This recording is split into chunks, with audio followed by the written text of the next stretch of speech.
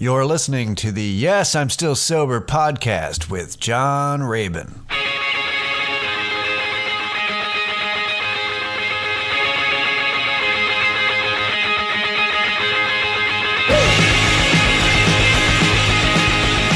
Hello once again to the Yes, I'm Still Sober podcast. I'm John Rabin, and this is episode 59, August 7th, 2019. Hello. How are you doing? You staying indoors? Staying cool? Are you applying sunblock? Maybe? Holy shit. It is hot. It is hot here in Austin, Texas. We had kind of a mild July, to be honest. And I think we're payback's a bitch. Because we're really into some shit, for some shit. The next couple of weeks with the heat. And I think that I'm not saying that the heat is the cause of a lot of turmoil happening in the world, but I think that it doesn't help. I think that it ratchets up the mania and the anger.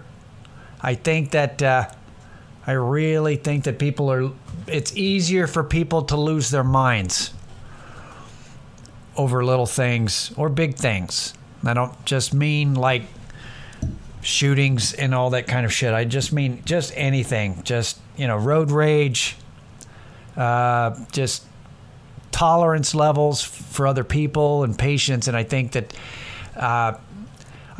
we need to definitely be on our guard more this month and maybe at the beginning of next month, because you can feel it. In addition to the heat, you can just feel this tension in the air. And I think we all just need to make sure that we're remembering to breathe, assholes. No, just remember to breathe and just kind of like, all right, maybe back off a little bit on things. You don't have to stand your ground so firmly. Just realize, have a little extra give than you normally would with the heat being the way it is. I just think be wary of other people would probably be a good idea. This thing that happened, I was watching doing my YouTube rabbit hole thing that we all do. I was watching this video, and it was a compilation of great acting compilation is what it is. It's basically just different scenes from different movies, key scenes and stuff, and it's just something I was killing time watching. And YouTube is doing more and more just spontaneous ads in the middle of videos that are lengthy. And this video is about 10 minutes long. So somewhere about 2/3 of the way through the video, right smack in the middle of this scene, and the scene was the key scene in the movie Sophie's Choice. So it's the scene involving her kids, her, and Nazis. And it's a powerful scene. And right smack in the middle of it, right in the middle of Meryl Streep is crying, and Nazis are being Nazis, and children are upset. It cuts to, it's Crab Fest down at Red Lobster. And I tell you that is the best example of our society and culture today. It's a perfect example of who we are as a whole. Right there.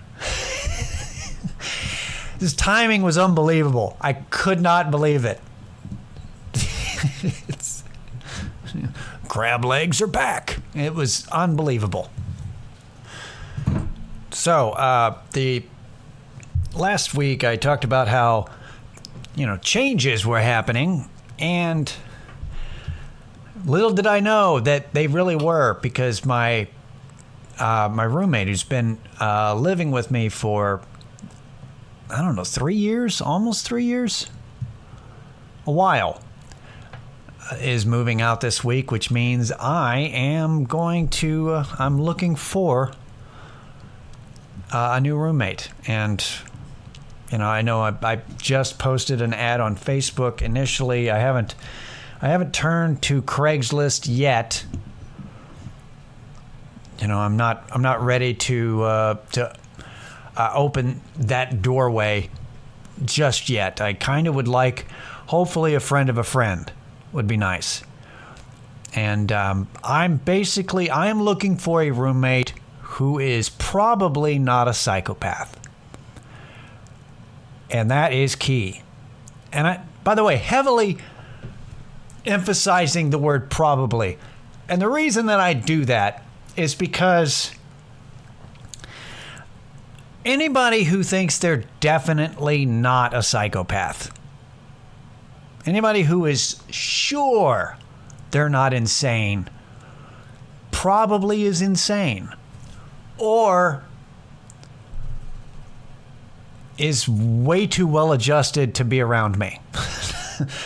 It's going to make me feel bad about myself. No, I want a functional mess like everybody else. But I like the idea of probably. I probably not crazy. Like, I like that, because it's kind of, I'm fairly positive I'm not a psychopath. That's kind of what I'm looking for. That's probably what I'm going to title this episode. Really close. Could have been, the title of this episode could have been Crab Fest and Sophie's Choice. That's a pretty good title. But no, I'm looking for a roommate that's probably not a psychopath. And if anybody's listening to this, what am I looking for? Basically, the whole idea is that I have a large one-bedroom apartment that the dining room has been converted into a bedroom, where it's got like IKEA shelves, like really tall IKEA shelves that's almost like a wall, and then there's a doorway, so you've got your own room, and with a ceiling fan that's been normally in the master bedrooms, actually in there. And only $600 a month, and that's all bills paid. That's Google Fiber internet, that's electricity and water and all that. It's like, wow, I'm in a great location, very close to, access to the bus, to take the bus to campus or to downtown. If you don't drive, but lots of parking here if you do drive, and the reason why it's that affordable here in Austin is because it is a smaller room, but it's still pretty big. From what it sounds like a dining room. No, it's actually pretty nice size. And the stipulation being that you have to be tolerant of my invasive cat. That if you've been following the podcast, you're familiar with her. So you got to be cat friendly, but unfortunately, she is not pet friendly. She does not like other cats and dogs. So unfortunately, you would not need, if you don't have a pet and you don't mind slightly obese cat all up in your shit, that's, and if you know somebody, the email here is still soberpod@gmail.com. Or my personal email is smokepuppet@gmail.com. You can just contact me. If you or someone you know is interested, send them that kind of information. So that's a thing. That's kind of a big thing. That's obviously been on my mind this whole week, actually, because I've been in a spot where everything's been fine. I've been okay financially, to where I've saved the money to where I got that scooter that I talked about last week. It's the Rough House Sport. Still love it. But when you get used to not having to worry about your finances, when you really don't budget because you don't have to. I mean, you don't spend a bunch of shit, but you're just like, you know, it's not something that weighs on your mind. So when you go from that to, oh shit, now I actually have to think about it, it tends to generate some anxiety. You know, a little bit of worry over money, which, you know, I know most of you listening to this are like, yeah, join the fucking club, pal. Oh no, you're worried about money? Welcome to the world. Yeah, I get it. No, I get it. But I had simplified my life so that I wouldn't worry about money. But the problem with that is I'm so used to not worrying about it or thinking about it that when I have to start thinking about it, all of a sudden it just kind of hits you. And it's like, oh, fuck. The anxiety is back. What do I do? And, yeah, so, and of course, now you're starting to think about it, I mean me, because since I'm, you know, how do you deal with anxiety like this, and how do you deal with the worry when you don't have something to alleviate it? You know, I don't have a prescription. I don't smoke weed. I don't drink anymore. You know, am I able to vape my way into relaxation? No, vaping is great. I'm a fan as I reach for my vape, but it's not the kind of thing, you know, the nicotine does not fix everything. So what have I been doing? Hang on, I need to move the fan towards me. You know, the thing about it is this. I realized that it's not so much, the anxiety is not so much. No, actually, no, it's part of it is fear of not having money to be able to do things. Because I'm immediately thinking worst case scenario that I'll never get a roommate. Nobody will ever move in, which is not true because $600 a month to live in this area, somebody's going to bite on that shit. Like it's going to, you know, I'm going to have somebody move in at some point. So, you know, I really need to settle the fuck down about that. But I really think what it is, a lot of it is the concern about the fact that things are changing. And it all goes back to, you know, fighting change and control issues that I bring up over and over that is what I deal with. And I mean, that's really the only thing that really derails me in my day-to-day, which is anytime something challenges my desire to just drift along in my routine and doing what I expect to do, and that, oh no, something's going to be different, that it just like, you know, the brain overthinks and everything's just like, oh shit, here we go. Nothing's ever going to be the same. And it's fine. Like, what am I really scared about? Because I've lost everything twice. Like I've had the worst that could happen to me already. For the most part, you know, I say that, okay, fair enough. There are some way worse shit that could happen to me, but I've already gone through hard shit. I've already done things to myself that, you know, that I've already just bottomed out a couple of times, and it's, you know, so this little thing of having to adjust and do, you know, put forth an effort and having to actually selection process and get with, you know, talk to people. Oh no, maybe that's the big fear. Now I got to talk to people. Oh my God, I have to talk to somebody I don't know. Shit. Like I could see that. Maybe that's a little bit of it, but I doubt it. I don't know. Nah, it's just the change, man. It's and also what was weird was it's like the anxiety and the worry hit at night.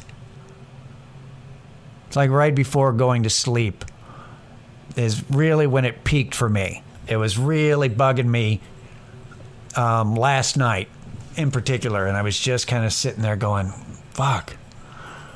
You know, because my girlfriend was talking about, hey, let's do, what do you think about doing this next month? Like, you know, an extracurricular activity, having fun. And I was too busy looking at the price of how much fun was going to cost. You know, like imagining that I'm completely broke and can't afford to have fun, so it was stressing me out.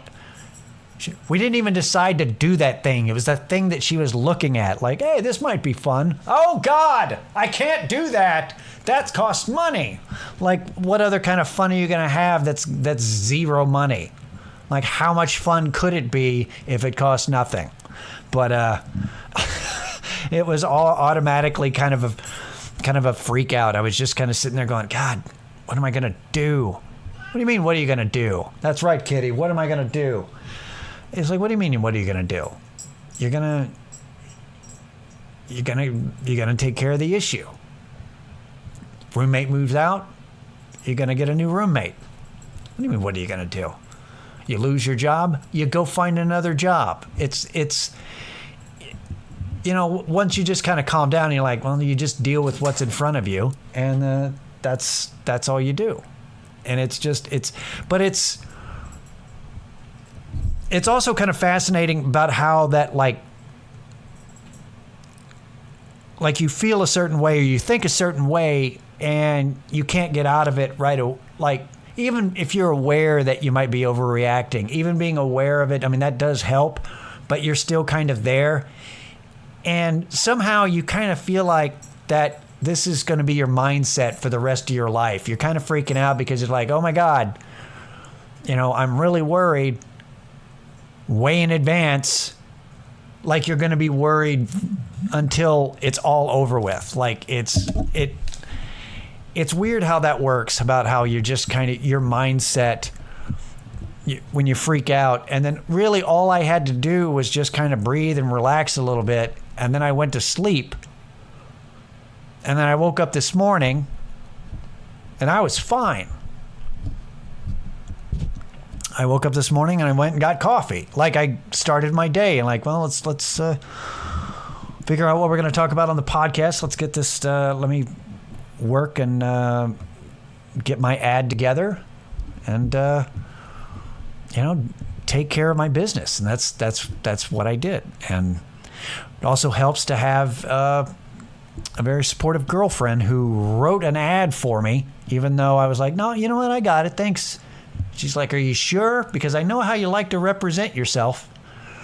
And I know how you get all, and, you know, where I'm just all about, and I'm like, yeah, it's real chill to live with me. By the way, don't bring fucking drugs in here. Like, it's just, I'm not what you call a good salesperson. I don't have the energy to spin shit very in a positive light very well. I'm just not. I'm like, I feel like being real. That's not how you sell things. You're gonna sell people on something if you're, you know. It's like, hi, how you doing? Heroin addict. Nice to meet you. Also, my name is John. Like, it doesn't. I'm not good at the selling, but I was like, nah, babe, I got this. I was like, oh, you know, I know how to sell. Like, I can turn it off and you know, be diplomatic. And then she goes, well, I wrote this anyway, and she sent it to me, and it's fucking amazing. It's like, wow, I didn't even think to mention the parking or anything else. So yeah, so thanks, babe, for doing that, because I would have been fine, but way better. See, it pays to accept help from those who care. Or fuck it, for those who don't care. It pays to accept other people's help. You know, maybe not all the time, but yeah, for me it does. But that was the thing that's I just can't I can't wrap my head around that one concept. The fact that you can get in a situation where you're fucked up in your brain. You know, your thoughts are going too much. You've got yourself in this kind of cycle where you're beating yourself up over a future over a potential future, and you're making it way worse than the real future is going to be. But you're worried about it, and it's weird to me how you can be in that mode for a period of time, and then later, when you've calmed down, or you've distracted yourself, or you got a good night's sleep, in my case, everything's fine, and you look back on it and you're like, wow, what's going on with me? I'm going to be all right. Why did I freak out like that? And you're like, note to self, everything's going to be fine. Remember this, don't freak out like that again. It's going to be all right. And then what happens? I'm going to freak out again. I'm a human being. It's going to happen. I'm not going to remember this. I barely remember my podcasts, what I say anyway. So how am I going to fucking remember to tell myself to not forget that, you know, don't be a dumbass. It's going to be fine. Quit fucking with yourself. Like, it's like, don't forget. Oh, I'll forget. Oh, I'll forget. Anyway, so thank you guys. I needed to let you guys know something that happened today. I talked to an old friend of mine who just a couple of weeks ago got off of probation. And he was on felony probation for about 10 years. And please ignore the cat running around the background. I don't know what the fuck she's doing. Anyway, my friend got off probation a couple weeks ago. He had a bad heroin problem, just like me. You know, same kind of destructive behavior. And so we were talking about it, and I asked him how he's doing. He's doing really well. And he's like, I've smoked weed a couple times, but because he's not he's he can drink a little bit here and there, and he's fine. He's not like me in that aspect, but he was still kind of worried about, without any kind of monitoring. Now that it's all said and done, he doesn't have to answer to anybody, which is a great feeling, by the way. But also the fear of, am I going to revert back to who I was now that nobody's watching? And you know what? So far, so good, he says. And he sounds great. And the thing about it is that we kind of talked about it, and it's interesting because it's been something like seven years or something like that, 7+ years of any kind of that kind of crazy behavior. And I don't remember how many years actually, but let's go with about 7. So, but you live a certain way for so long that you develop the new patterns of behavior and everything.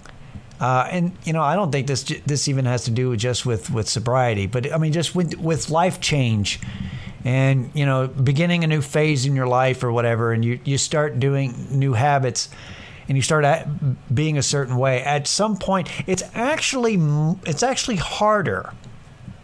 It actually requires more effort to revert back at some point. At least I felt that way, and he agreed. He felt the same way. He's like, you know what? Like he goes, like, I had friends come in and we went out, and they wanted to hang out and party and stuff, and I'm like, I'm gonna go home. They're like, you don't have, because you don't have to work tomorrow. And he goes, I don't care. I'm like, nah, I'm gonna go home. And it's just one of those things that you're just used to. You've developed your new patterns of who you are now, and it's good. You know, it's like, you know what? Well, this is who I am. This is my comfort zone now. And I think that's a big part of change is developing. Once you get used to your new patterns and your new healthy, not necessarily healthy, but not self-destructive at least, lifestyle and patterns of living. Once you get so used to it, like that's who you are now, that it actually requires more effort to veer from who you are in the present to revert back.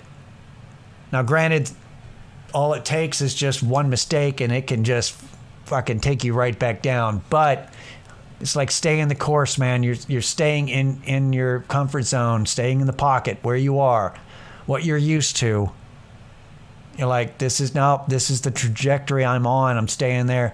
No, that's cool. No, I get it. I realize that's an option. I can totally go that way. Thanks for thinking of me. I don't think so. I'm going this direction. And it's just, I don't know, it was good to hear. And I hope that's somewhat encouraging to any of you out there trying to stay sober. I hope you stay sober. If you're not sober, I hope you stay sane. And thanks for joining me again this week. This has been Yes, I'm Still Sober. I'm John Rabin. We'll see you next time. Later.